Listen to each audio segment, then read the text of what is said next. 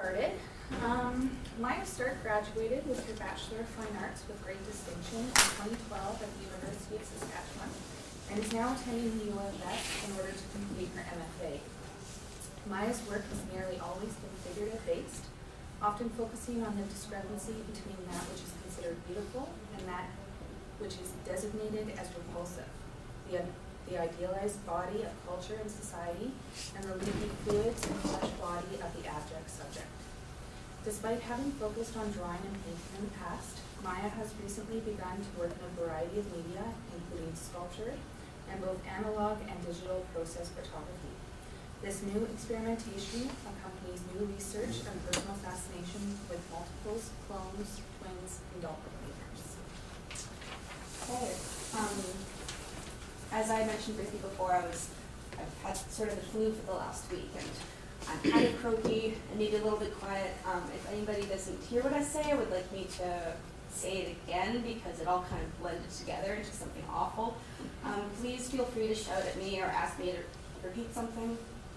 I'm going to do my best to be clear and try and make sense. So I titled my talk Flux, because flux is sort of this ever-present concept in my practice in the last year and a half during the master's program.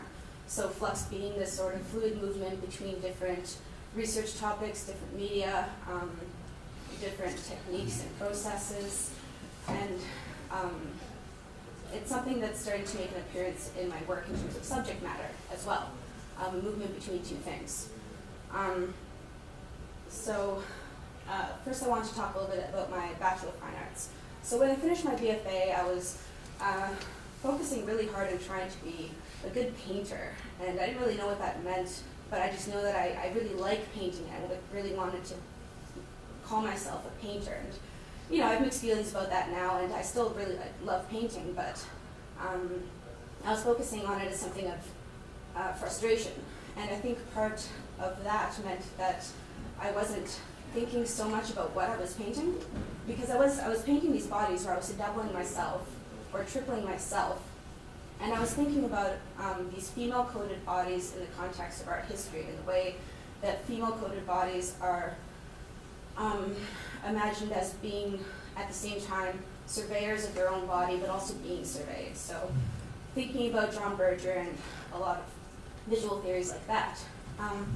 But what I wasn't thinking about was the physical implication of doubling or tripling my body. I considered it a private joke that I actually have a twin sister, but none of these people were her. These were all just myself that I was painting again and again. But again, I wasn't thinking about what that implied or what that meant to physically double or multiplicate my body. I was also creating a series of watercolors, and I look back at them now, and I mean, this is my personal opinion, but I think that these were more successful than the paintings in the way that they were able to express things in a way that I was trying really hard with the paintings, and I was trying hard with these too, but just in a different way where I was having an easier time getting to the core of ideas, and I was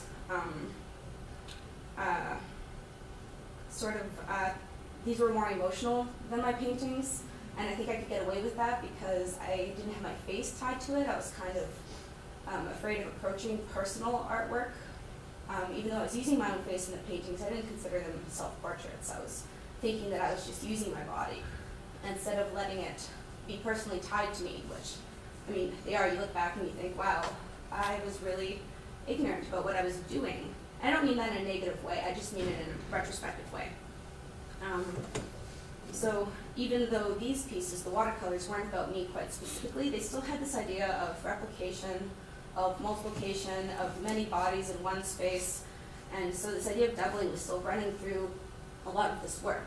And there aren't just a couple of these. I did about 40 of these small watercolors. They're 11 by 13 inches watercolor, and I was scratching into the paper, which made those lines you can see, and I was trying to be very intuitive about it. But this idea of doubling was still running through a lot of the different pieces. Very obviously in this one, so symmetrical figures, and they're sort of falling apart and growing at the same time, and that's something I was very interested in terms of negative aesthetics, or the idea of the grotesque, the idea of the repulsive, and using these really beautiful, soft, somewhat feminine colors to describe these sort of gross things, or these bodies that are kind of repulsive in a way. So I was interested in this sort of concept, and it was something I was just starting to approach at the end of my Bachelor of Fine Arts. This is a larger piece. It's 6 by 4 feet on Stonehenge. My mouth is getting super dry. 1 second.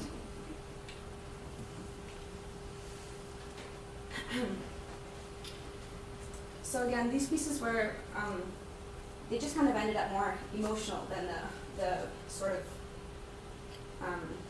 more rigid self-portraits I was doing. I still like those paintings, but I feel like the watercolors were going somewhere that was more interesting for me. So there's another piece. This wasn't in the show. This is sort of a sketch. But again, I was making these images, and it wasn't apparent to me at all that I was making two figures all the time, or that if I was making more than two figures, they were all kind of inhabiting the same space, or they were growing off of one another. And the sort of doubling idea, I wasn't aware of it, and it's kind of silly now looking back that I wasn't aware of it. So I still am interested in the idea of the grotesque, or the idea of the abject body, the line of the distinction between repulsive or beautiful, or just the concept of aesthetics and different sorts of aesthetics. That's what I was sort of exploring with the watercolors. So when I started work at the beginning of the MFA program, I came into the program thinking that I wanted to do lots of really large paintings, and I wanted to maybe deal with the self-portrait in a more honest way this time. In the first year of the MFA program, I was reading a lot. I was spending a lot of time doing lots of different things, lots of different drawings, lots of different paintings. I for some reason, I didn't commit to anything really large right away. I was doing lots of small things. So this drawing is contouring charcoal on paper. It's maybe 16 inches high. It's quite small. But yay. But when I started the program, I was more aware of wanting to research doubles, because I had come to realize sort of that was permeating my work. And I wanted to sort of understand why these even made interesting images, or why I was attracted to images of doubles, why identical bodies next to one another made an image of interest. I don't remember making a conscious decision to start researching twins and doppelgangers, but it was something that just sort of came into my research, and it activated what else I was reading, what else I was making. So I started to look at some images, and images that had interested me specifically that dealt with doubles or twins. So this piece, Theodore Chassereau's The Two Sisters, this is an example of using doubles in a painting, it's documentary, right? These were real people, they existed, it's a portrait. But despite it being just a portrait, using scare quotes with that, there's still something kind of odd about the image. There's something kind of uncomfortable about the two bodies being so similar, with similar hair, the same outfit, the way that the arms are repeating as they transverse the body across, the way that the arms are touching each other. That there's that symmetry, but also that sort of oddness in that they are not the same person, or it's not simply the same person twice. They are twins, and you can tell that they're twins, and it's enhanced by the outfits that they're wearing. And there's just something kind of odd and interesting about that image. I was also looking at some surrealist artwork. So in this case, the doubles, the two Fridas, are representing something more than twins that exist, because Calla was not a twin. She was using the idea of the doubles to represent two different parts of her life. One, her in a traditional Mexican outfit, so going to her culture, versus her wearing the sort of Victorian England dress that she was wearing later in her life.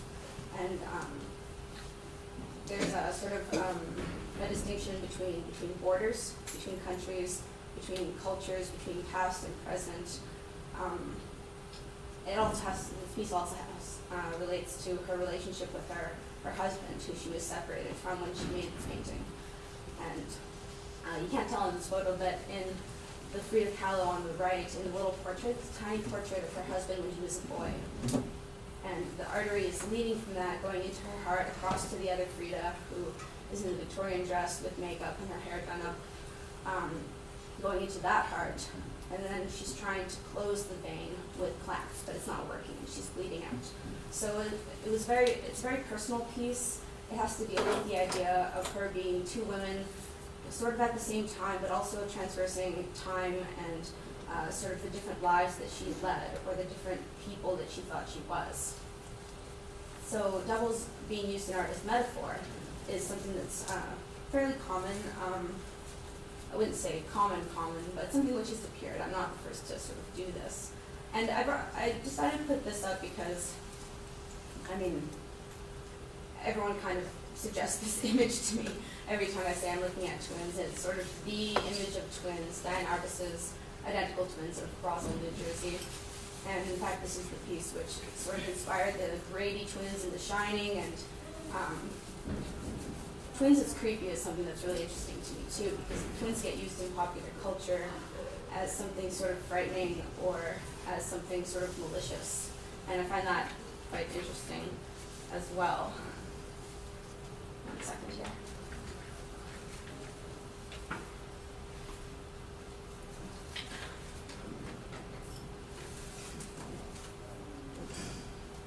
So something that was becoming really obvious to me as I kept researching is that what I found interesting with the idea of twins in an image is the idea of the uncanny.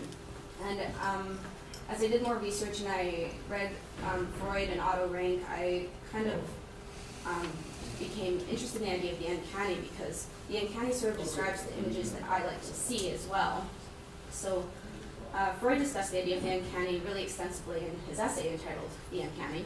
And he described the uncanny as tied to the word unheimlich, which is a German word that describes something as unhomelike, unfamiliar, untame or uncomfortable, something which is which is secretive, which has been made apparent, something which is supposed to be kept secret, but is inadvertently revealed. So with Freud, that had to do with the idea of the subconscious or the repressed. Freud is all about the repressed, right? And in that essay, Freud discusses the double, or the doppelganger, and he considers this to be the peak of the inexplicable and the uncanny. So to go back to the idea of the uncanny a little bit, my best example of what an uncanny feeling might feel like, and I think most people can understand what it is, but one of my favorite examples is when I talk about this book called House of Leaves. Some people may be familiar with it. It's this really long book, and it's a story within a story, and there's like this coke addict, and then a story about his family, and it's got all these citations which are fake, because it's like a fake academic book. It's really interesting, but the point is that there's a house, and this family moves there, and the main character of the house, the father, the husband, he starts to feel that something's wrong.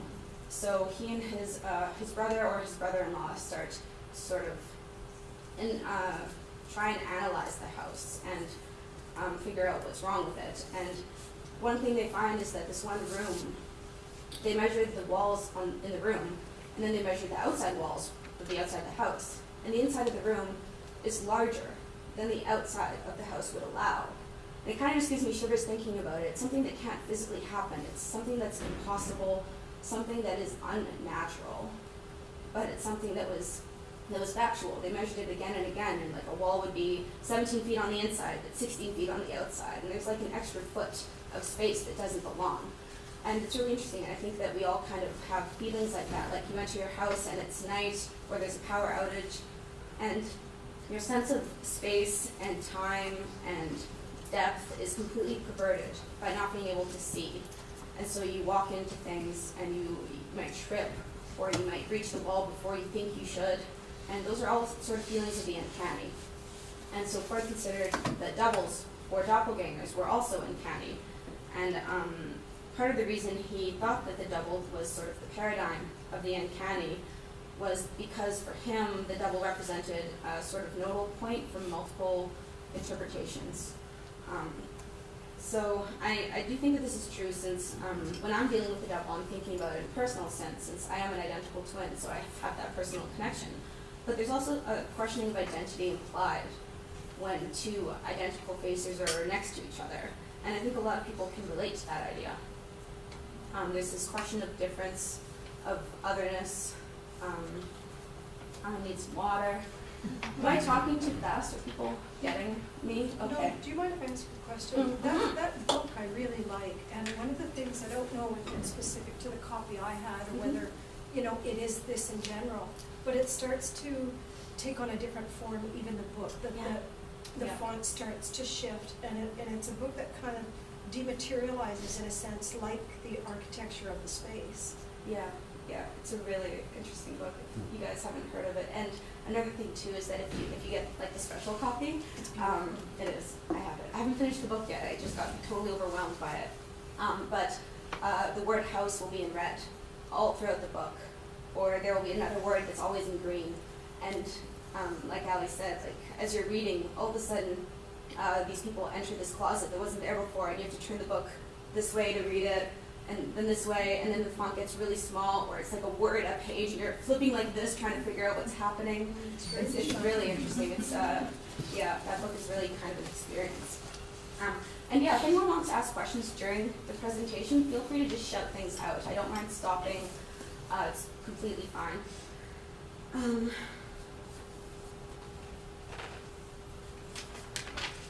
So, as I was researching the uncanny, I started making some drawings, I started some paintings, and I'm sort of just kind of telling you the story of my experience in the program. And I realize I'm going to kind of jump back and forth, so bear with me, and again, please ask questions. So I was doing some paintings, and I was doing paintings like this, and I was thinking about symmetry, I was thinking about similarity, but not necessarily identical. I was kind of having a hard time thinking about like, oh, okay, so this is a portrait of my sister and I, but I don't want it to be just the portrait. And I was trying to figure out how to do that. At the same time, I was trying to figure out how I want to paint, and I was trying different things, and I wasn't really satisfied with it. And this is an older photo. I've actually since painted one of the faces yellow, and I don't know why I did that. I'm going to have to address that eventually. I will get back to it. But again, painting for me has kind of just been this constant experiment in frustration, but in a really exciting way. I like the frustration, but at this point I became really frustrated. I also worked on this painting. Again, this painting's changed a lot since this photo was taken. I'm sorry I don't have a more recent photo. That face has changed, that body has changed, some colors have changed. But again, working on like the idea of painting, but then I was really unsatisfied with how this was even connecting conceptually to my work or my research. So I ended up putting aside painting for months. And I was doing some other drawings as well, but I wasn't really satisfied with those either. So then I turned to sculpture, and I had I kind of pack rat things. I'll find things at church yard sales, or I'll bid at things at little auctions, or go to garage sales, and I'll think, oh, I'll use this eventually, and I'll put it in my closet. So I had these huge bags of wool that I had no idea what I was going to use. So I decided that I would teach myself a new skill, and I taught myself how to needle felt. And so this work and the one I'll show you in a minute were based off of my watercolors, because I was really excited about the watercolors at the end of my BFA, but I didn't really continue working with them, and I thought, well, what if I turn them into a sculptural sense? How will that change the meaning? Because the watercolors were flat and isolated and sort of delicate and quite colorful. And then to work with this hairy wool that kind of has this smell to it and this sort of visceral, tactile nature to it, well, that would be very different. So I made this little dude, which I've called Swell. And I thought the process of needle felting really went well to this idea of the grotesque or the abject body, because with needle felting, what you're doing is you have what's called a needle, but it's actually quite long, maybe 4 inches, and it has a little handle, and then the barb of the needle, the shaft of the needle is barbed. So as you're stabbing into the wool, it's pulling the fibers of the wool and agitating them to knit together, And so through stabbing at the wool, you're compressing it and making it harder and pushing it together. And I thought, well, that's just such a wonderful sort of metaphor, I suppose, or reflection of how we sort of harden ourselves down to be considered acceptable, or to be considered visually acceptable. And we use these things like needles, or we sort of hurt ourselves emotionally and physically to think that we are acceptable in society. So these pieces kind of ended up coming more into the realm of body politics than simply grotesque aesthetics or aesthetics of disgust. There's another piece. Again, not a very good photo, just a studio photo. I installed these in Regina the other weekend for the MFA interchange show, and I completely forgot to take good photos of them. Yeah, I forgot that I realized I would want to talk about them today. So not a great photo, but this is a larger piece. They kind of sit in my studio like studio cats. People hug them, they sit down. They're very huggable, very squishy.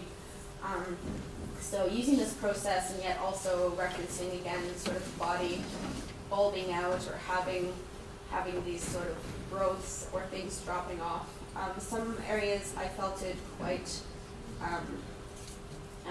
attentively, and I really worked hard to get the wool to knit together. Other areas I simply was looping the wool and then knotting it together so it would stay still. So some parts are completely untouchable, that are simply sort of knotted and looped and making all those little undulations that you see there. And this one is called Cleave.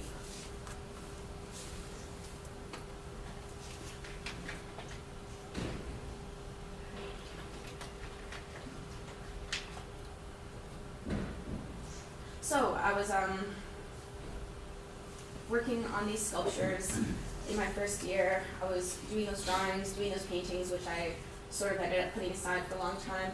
I was also photographing. As part of the program, I took a photography class, and I am still very new to photography, and it was something that was frustrating because although I love printmaking and I do printmaking, I don't consider myself particularly drawn to being very technical. And so I was doing a lot of photographs, and I was learning film, and I think producing some okay photographs. I don't think any of them were particularly very, very good, my film analog pieces. So I actually ended up cutting into them and making collages, of which I think this was the most successful piece. I called this hybrid, but I'd like to rename it because since researching the etymology of the word, I realized that hybrid is a word which in history has been used to further scientific racism in terms of intermarriage between races. And I don't think I have the right to use that word for referring to a hybridization of two white bodies. So this is actually a combination of my face and my sister's face. So I'd like to rename it, but for right now it's named hybrid. So you can think about these in terms of being hybrids, but there's a connection there to race that I am not talking about and that I'm not qualified to talk about with this work. So that's why that title is tentative. So I was photographing, and I was somewhat satisfied with the film pieces I was doing.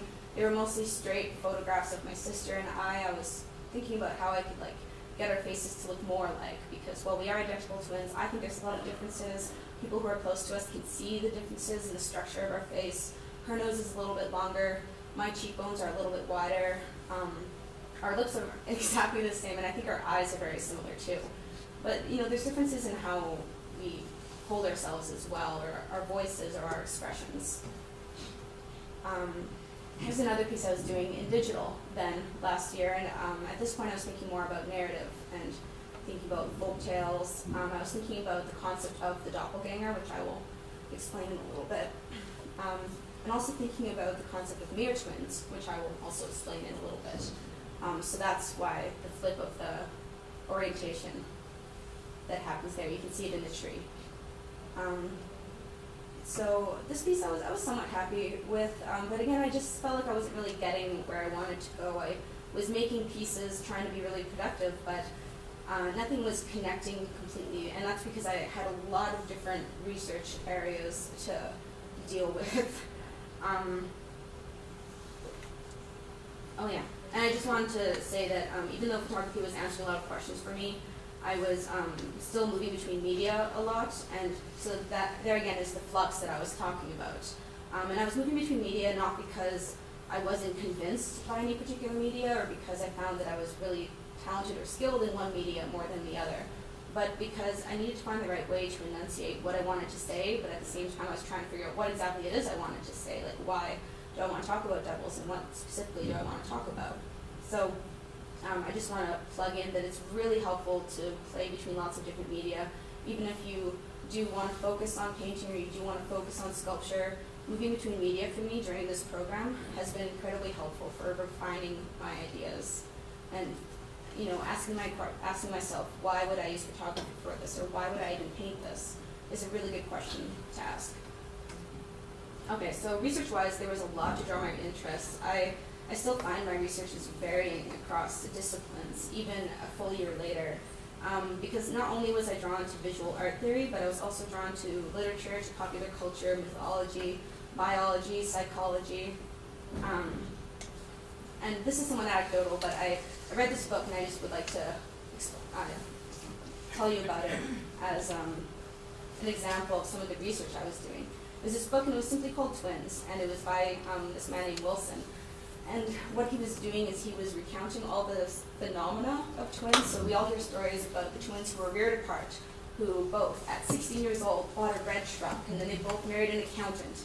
And we think that this is like really incredible and miraculous.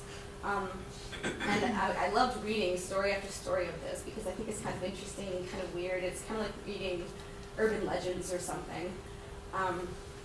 But then he took all of these phenomena and he broke them down according to probability. So in the year of 1985, what was the most popular vehicle for 16-year-olds in that area of the States? It was a red truck. And what is the chance of a 16-year-old from a rural town buying a car on their 16th birthday? Very high. And you know, what is the probability for someone in an economic situation who went to that college and that college, meeting an accountant, or you know, like he just broke down everything according to probability, and it was really interesting. But it kind of sucked all the mystery out of it and all the fun out of it too. And while I appreciate it because I don't necessarily believe in twin psychicness, because my sister and I get asked that all the time. It was kind of unfun after a while.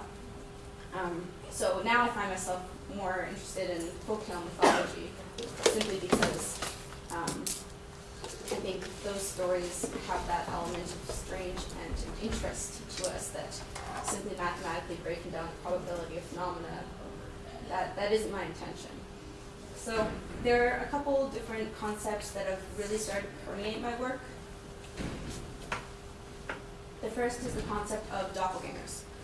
So a doppelganger in traditional Germanic folklore is a malicious character that doesn't have a shadow, it doesn't have a reflection, it's a spirit, and it troubles and harms the victim by putting bad thoughts and ideas in their head. So they have sort of a backseat method of hurting their victim. And within the folklore, it is true that the doppelganger would resemble that person, would resemble somebody else to try and trick you into doing a bad thing. But the meaning has changed a lot and has come to be synonymous with imposters, or like malicious, evil things that are trying to take over your life. And this is really popular in literature, movies, and sort of this theme that occurs is a death at the end of the story. So if you think about Dostoevsky's The Double, if anyone has read that short story, the doppelganger in the story of the main character, it doesn't attack the main character, it doesn't try and kill him to take over his life. The scary part of it is that the doppelganger is better at his life than the main character. So he's replacing him simply through being a better him. And that's really interesting, but near the end, the main character attacks the doppelganger, tries to stab him. But he looks at himself and he sees that the knife is actually sticking out of his chest. So in killing his doppelganger, he has in fact killed himself.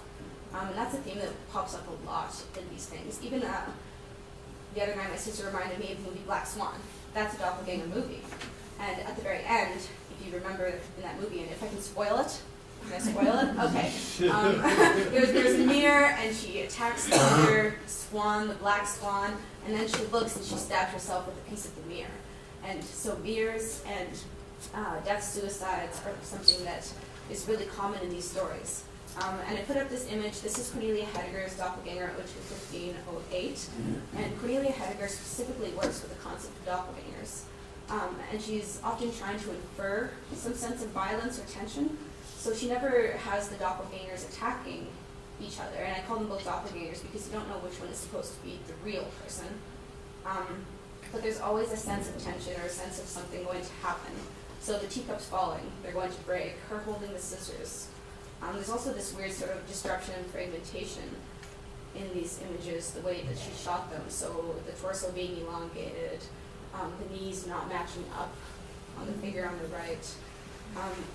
And that fragmentation is something that I'm interested in too, and it seems to lend itself well to the concept of the self-portrait, because when you're making a self-portrait, it's not the same as just looking in a mirror or like trying to paint yourself perfectly or photograph yourself perfectly. There's a sense of disassociation, of fragmentation that occurs. So then twins, mere twins is something I mentioned earlier, and this is some of the research I've been doing that's a bit more scientific biology. I really like biology, but I'm very out of practice, so I'll try and explain this well. So in a personal sense, I've been researching this because my sister and I have always been called mere twins as we've grown up. And I didn't really know what that meant. I'm right-handed, she's left-handed. I thought that was something you just called twins who were right-handed and left-handed. But the more I researched, the more I realized that this isn't something that is just random. Your handedness is not random. It's actually genetically determined. So identical twins, as most of you probably know, are what happens when one fertilized egg splits in half. But one thing you might not know is that when an egg is fertilized and then suddenly decides to become twins, it doesn't just do that immediately after fertilization. It can take up to 13 days for that egg to split. And the earlier it splits, the more likely the twins are going to have their own membrane formation. So on the bottom right image, the twins each have their own amniotic and chorionic sac. So they're diamniotic, dichorionic, and they're separated. And they can be floating on either sides of the womb even. But the later and later the egg takes, the longer and longer the egg takes to split, the more likely those twins are to share a sac or both sacs. And so monoamniotic, monochorionic, the top left image, that's what occurs if the egg splits between 8 and 13 days. And that is when there is a risk of the umbilical cords being tangled.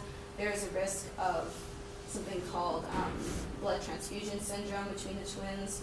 There's a risk of conjoined twins because the longer that the egg takes to split, the more other processes are happening in the egg already, like mitosis is happening, and if the egg splits apart and a lot of these processes have begun, that's when the fetuses can't separate completely. So when I was researching, I found a lot of papers that were arguing that mere twins occur because of these twins being monoamniotic, monochorionic. And there's more than simply handedness involved. If I had a birthmark on my right side, my sister would have it on her left side. Our twin patterning might be mirror images. Hair whirling in babies, that will be a mirror image. And it's something that's really interesting to me, and thinking about how mirrors work as symbols and mirrors work with doppelgangers. I think it's just something that's connected that I've just found sort of fascinating. And one thing Cass and I did last year is that we fingerprinted ourselves when I was reading about this. And we actually fingerprinted ourselves, and we looked online, and we kind of figured out what all the patterning was. And our right hand, her right hand is ulnar loop, plain arch, tented radial, and my left hand is ulnar loop, plain arch, tented radial. So our hands are actually mirror images of each other. And of course our fingerprints are not exactly the same because fingerprints are affected just through childbirth, or through growth and just natural things happening. But our patternings are actually mirror images. And like my right hand doesn't match my left hand. My right hand matches her left hand. My left hand matches her right hand. And it's just kind of weird and freaky, and I wanted to share that with you.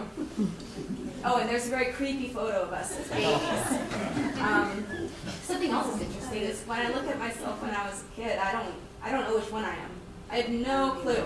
I can tell when we're older. Oh, I don't have that photo.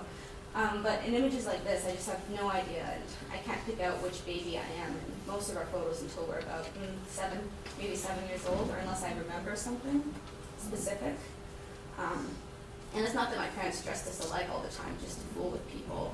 We were usually dressed in different clothing. Okay, so then, thirdly, there's the idea of conjoining, the threat of oneness. And this is something that I want to start working with in some drawings, and so I was doing these really small drawings based off photographs of when we were children. But I wanted to be really aware of not dealing with the concept of it conjoined in a way that exoticizes or others people who are conjoined. For example, some of you might be familiar with Amanda Palmer. She has this performance sort of thing where she and another musician have pretended to be conjoined twins that Amanda Palmer has funded to do shows across America, but it's actually her and this other person, and they've made these people personas and Facebook pages and MySpace pages and a history.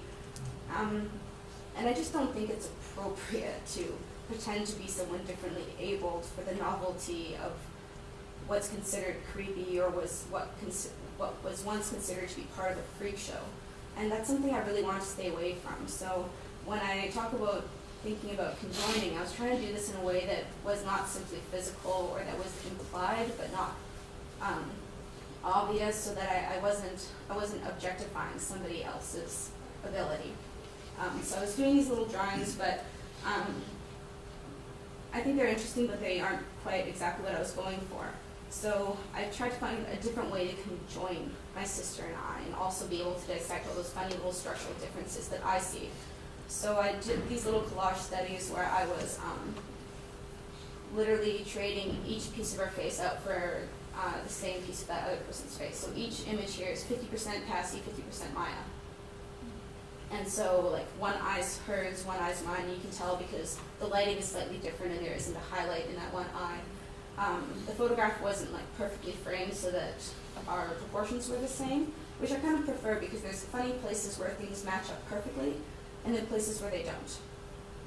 And I thought these were really interesting and compelling, and I quite like looking at them and thinking like, oh, if we hadn't split, like maybe we'd look like one of these people. And then I did a painting based off of that, mostly just to see like what that did, to try and get myself back into painting. But then at the same time, I was having issues with the idea of the grid.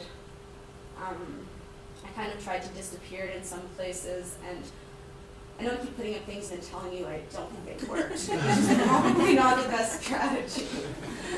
But a lot of it is just experimentation and playing with different things and trying to see what works and what doesn't for me. So this is that painting, and there's a detail. So places where the grid's starting to disappear, places where it's obvious, like in the earlobe, 2 different earlobes.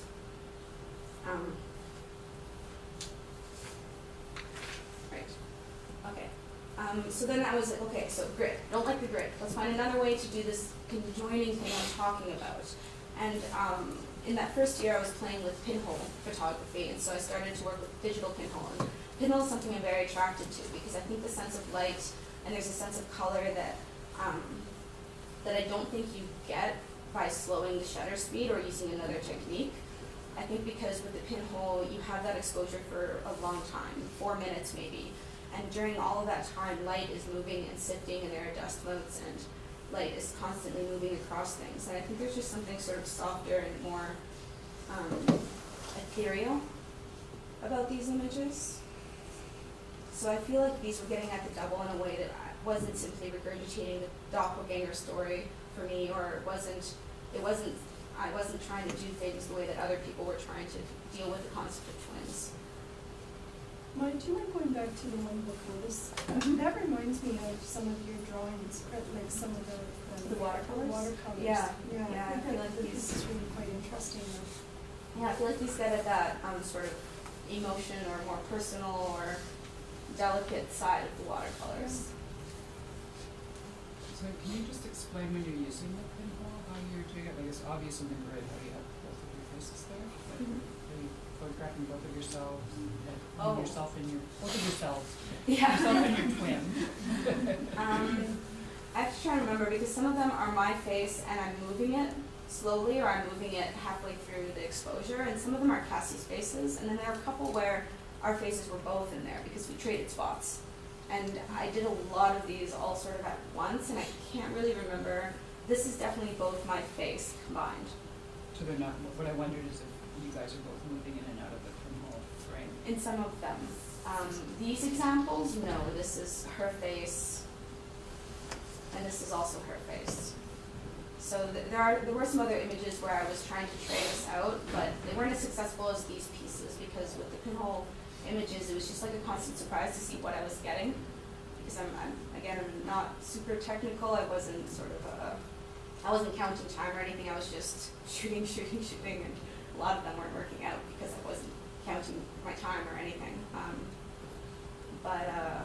So how you're talking about the twin through these is more a juxtaposition of a series of images as opposed to again another of the same image. Yeah, or at least I think, like in talking about the double with these ones, it isn't her and I, so it's not specifically about twins. These are more about the double in a general sense, or the double in the sense of maybe the psychic other or the other self.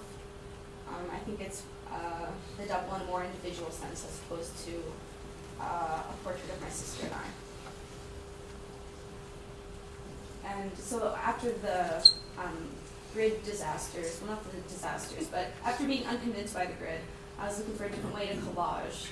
And so these are just some studies that I was doing where, again, it's a combination of her face and my face. Those are two different eyes, or from two different people rather. Of course, with two different eyes. And it's something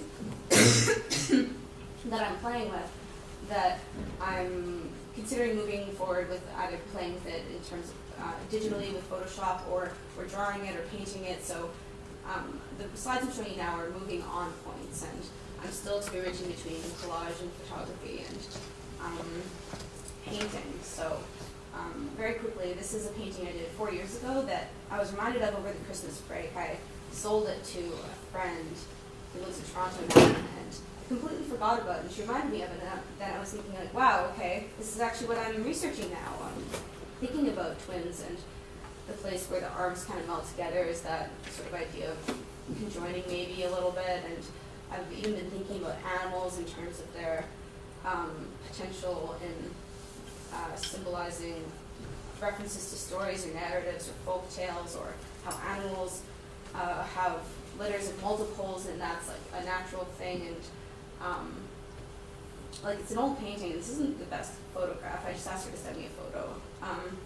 But it's something that I was reminded of that I wanted to repaint. So it's based off this photograph. I know which one I am here. I'm the squinty one. So I've started to repaint it. And I feel like I found a reason to paint again, because before I didn't really understand why I would paint what I was painting when I was getting at it with photography. But now I feel like this is getting into what I've called my pretty soft, creepy work.